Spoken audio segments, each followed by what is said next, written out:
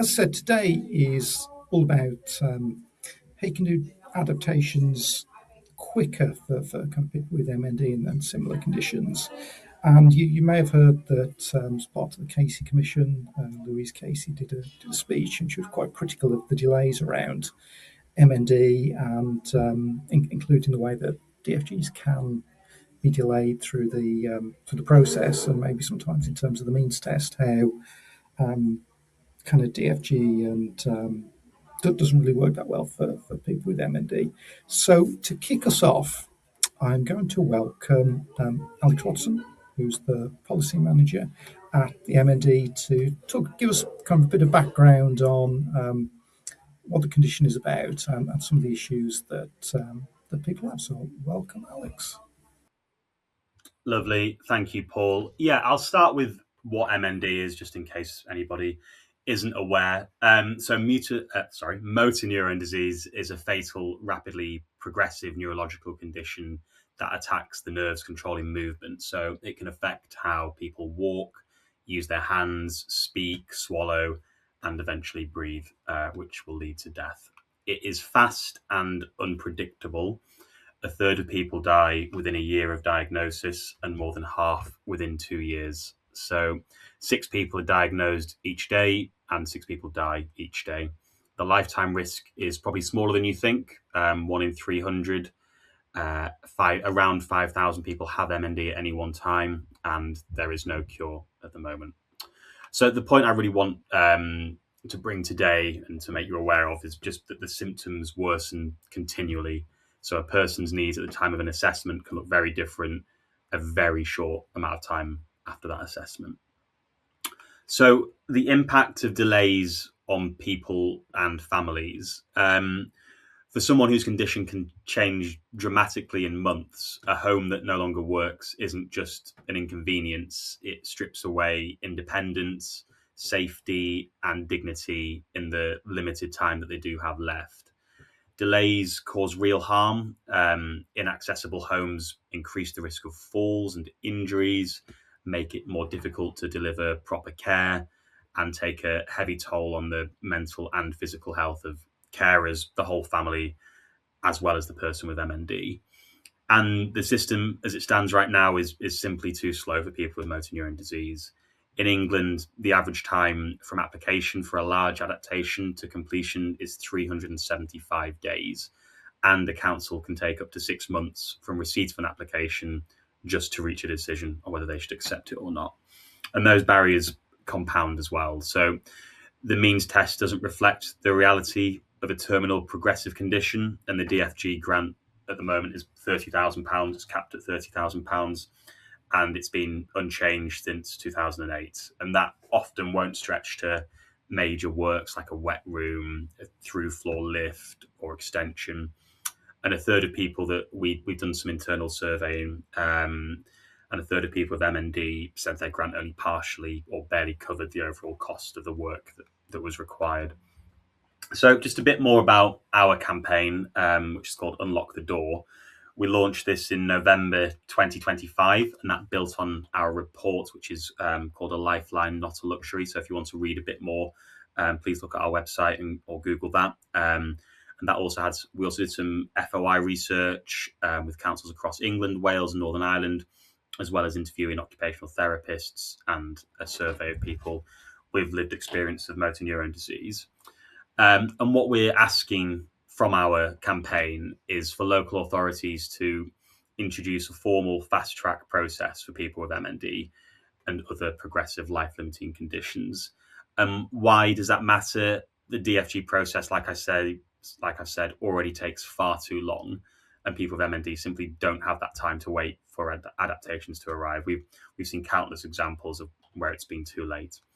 We also want to waive the means test as well for adaptations of all sizes for these groups of people. And why that matters is the means test is fundamentally unfair for that group. It counts one-off lump sums, pensions, life insurance payouts that people need to live for the time that they have left, and then eventually for their bereaved families.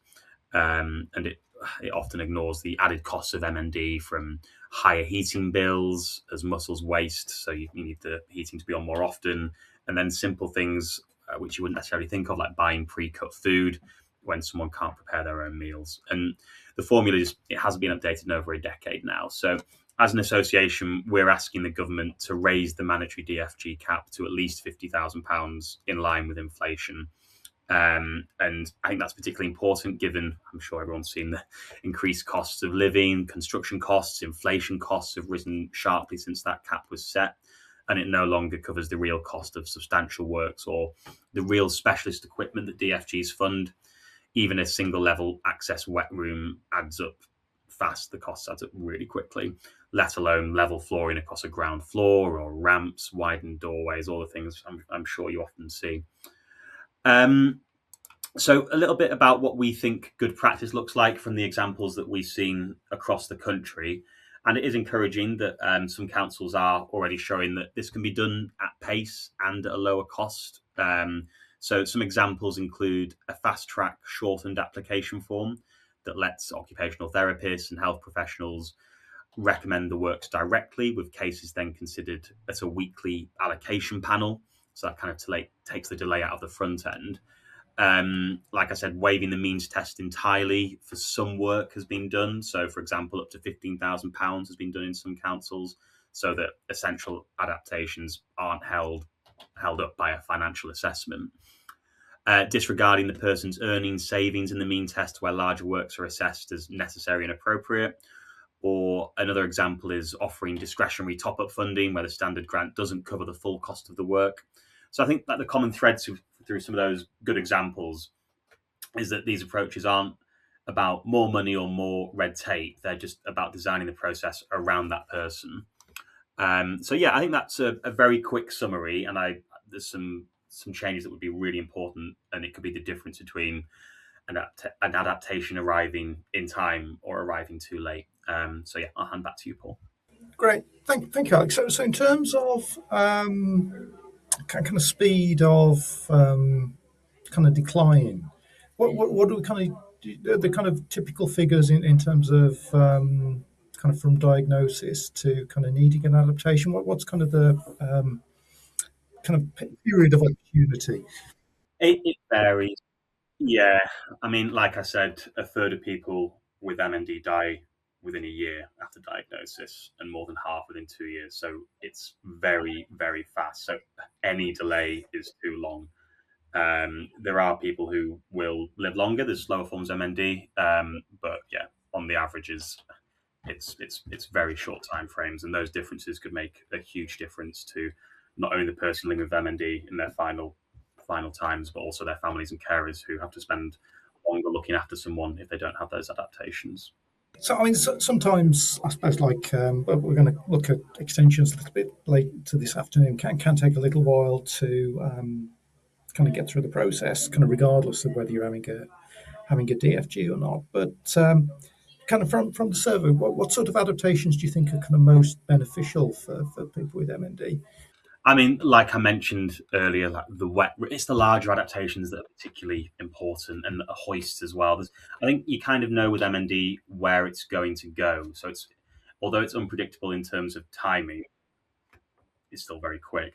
You know what sort of care is going to be needed on the whole for people with MND. So yeah, there are quite a few standard large adaptations. I've seen examples recently of having to level the ground floor and things like that. So these are big things that really change someone's home, but make it vital for people living with MND to carry on living it the best way possible.